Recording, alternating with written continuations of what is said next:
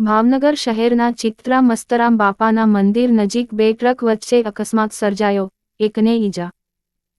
બનાવ અંગેની પ્રાપ્ત થતી માહિતી અનુસાર ભાવનગર શહેરના ચિત્રા મસ્તરામ બાપાના મંદિર નજીક જીઆઈડીસી માંગથી બહાર નીકળી રહેલા એક ટ્રક અને હાઈવે પરથી પસાર થઈ રહેલા ટ્રક વચ્ચે અકસ્માત સર્જાયો હતો, જે અકસ્માતના કારણે રોડ પર ટ્રાફિક જામના દ્રશ્યો સર્જાયા હતા. જો કે આ અકસ્માતમાં એક વ્યક્તિને ઈજા થઈ જ્યારે અકસ્માતના કારણે એક ટ્રકમાં આગ લાગી હતી.